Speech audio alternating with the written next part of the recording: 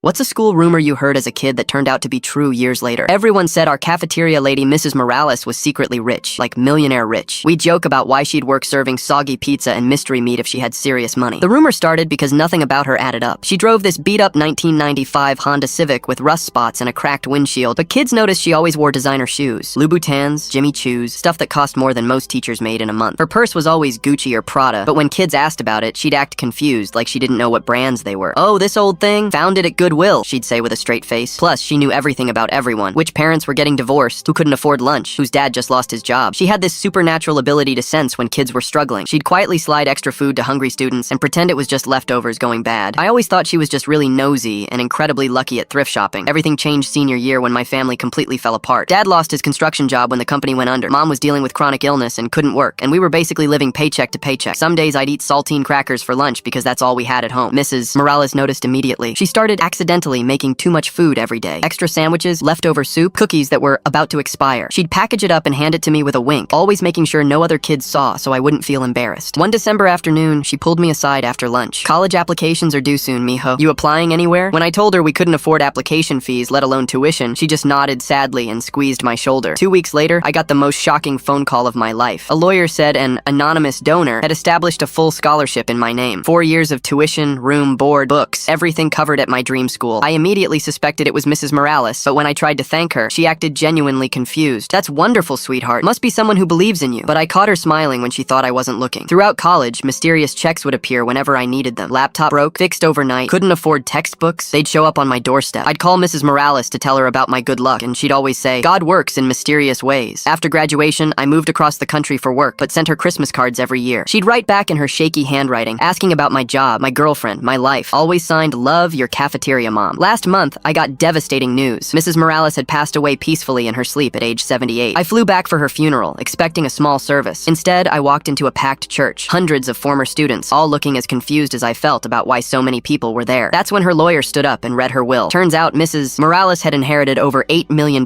when her wealthy husband died 20 years earlier. She could have lived anywhere, done anything, but she chose to keep working in our school cafeteria because she genuinely loved taking care of kids. The lawyer then read a list of students she'd secretly put through college over the past 2 decades. 47 names total. Mine was the very first one on that list. Through tears, he explained that she'd been quietly paying for everything. Tuition, living expenses, emergency funds, for dozens of kids whose families couldn't afford higher education. She made the lawyer promise to keep it secret until after she died because she never wanted gratitude or recognition. She just wanted to make sure no kids' dreams died because of money. I still have her last Christmas card. It says, "So proud of the man you've become. Love, your cafeteria mom." Now I know why her shoes were always so expensive. When you're secretly changing hundreds of lives, you might as well walk in style.